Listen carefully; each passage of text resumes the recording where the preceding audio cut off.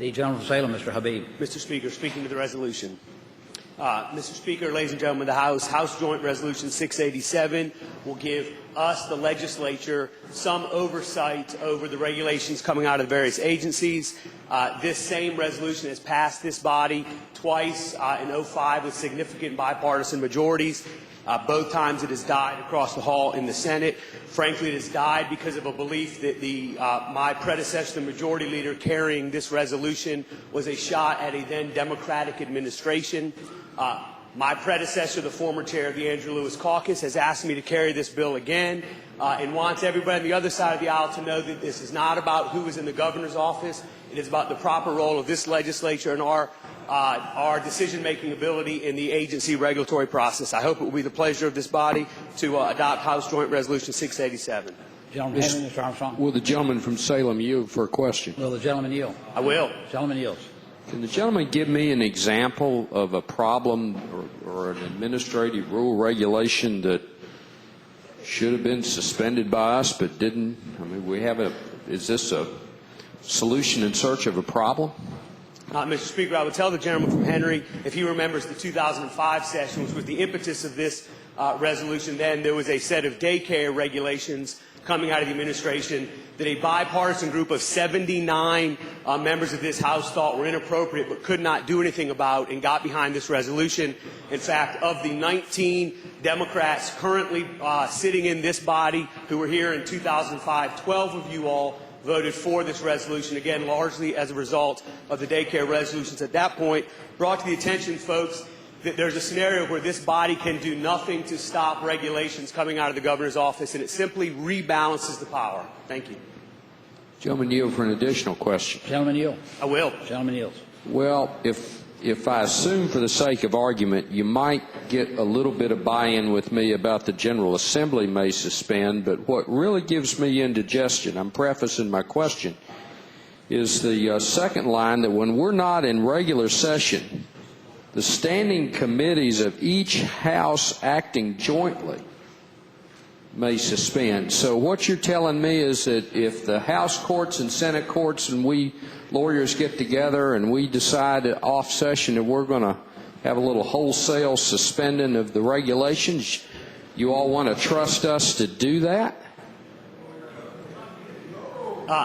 Mr. Speaker, I would tell the gentleman that there is a distinction between the powers the General Assembly has when in session, according to this resolution, which is to suspend or nullify a regulation, versus what the standing committees can do, which is simply to suspend until the end of this body's next session. So it would be a short period of time, a finite period of time, to simply delay the enactment of a regulation coming out of the administration until this full body could act. Speaking to the resolution. Got one more person to call on, I'll get back to you. Gentleman from Richmond City, Ms. McClellan. Thank you, Mr. Speaker. Will the gentleman yield for a question? I will. Gentleman yields. Thank you, Mr. Speaker. I'd ask the gentleman, in addition to the administrative agencies under the executive branch, does this resolution also apply to independent agencies such as the State Corporation Commission? Mr. Speaker, I would tell the gentlewoman that the language of the resolution says any administrative rule or regulation. Mr. Speaker, speaking to the bill at the appropriate time. I beg your pardon? Speaking to the resolution at the appropriate time. Gentleman from Henry, Mr. Armstrong. Well, briefly, I think I made most of my points with the gentleman. I am very concerned about any committees of this General Assembly, which you all know in the off season, sometimes we barely have a quorum, and we're going to get together and be able to suspend an administrative rule or regulation. That gives me a little pause and a little bit of concern. I know as soon as I stand up, automatically I make this thing radioactive and partisan. I can assure you it is not. It doesn't matter to me whether or not the guy upstairs is Democrat or Republican. I think that we are making a serious change in the way we separate the branches of government in this state, and the gentleman from Henry is real nervous, Mr. Speaker. Gentleman from Richmond City, Ms. McClellan. Thank you, Mr. Speaker. Speaking to the resolution. Gentleman has the floor.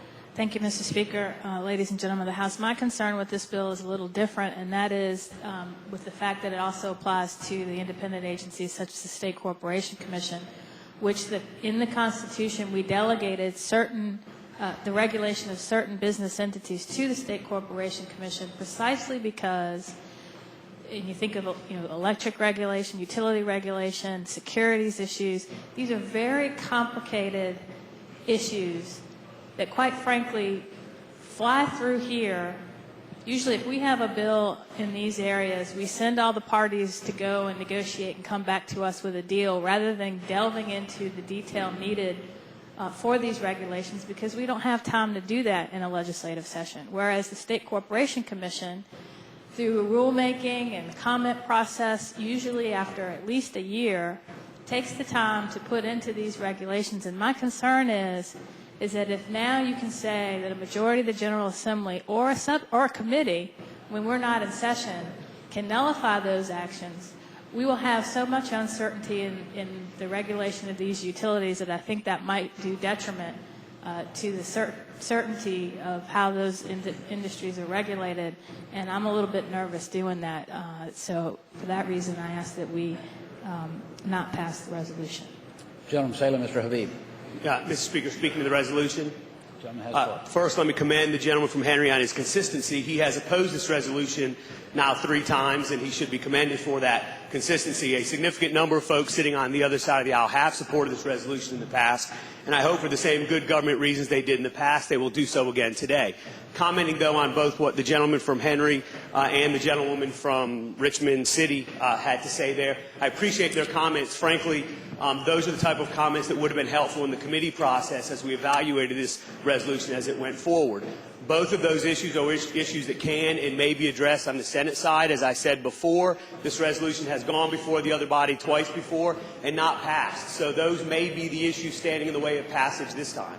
So I hope that the body will adopt this resolution, send it over there, let us work with the folks on the other side of the aisle to get the bill right. Just one tiny point of clarification on the gentlewoman from Richmond's comments. The standing committees couldn't nullify any regulation.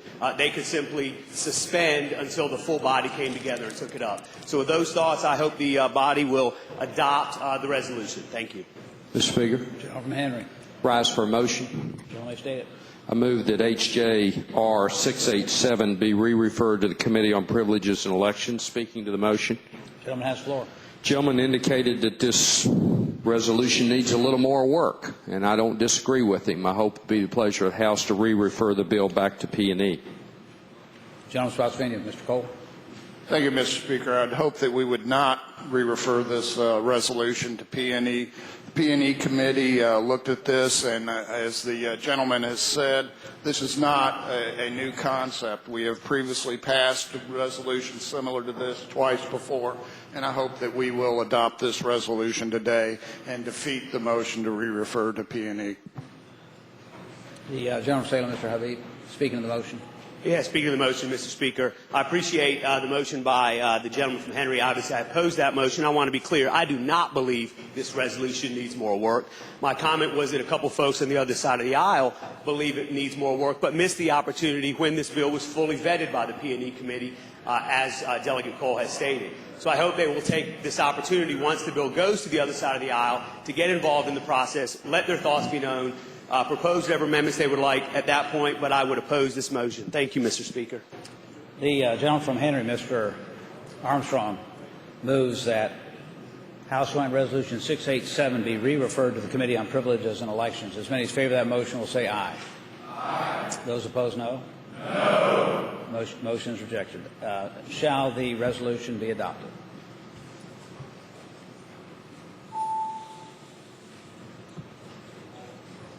Clerk will close the roll. Ayes 66, noes 32. Ayes 66, noes 32. The resolution is adopted.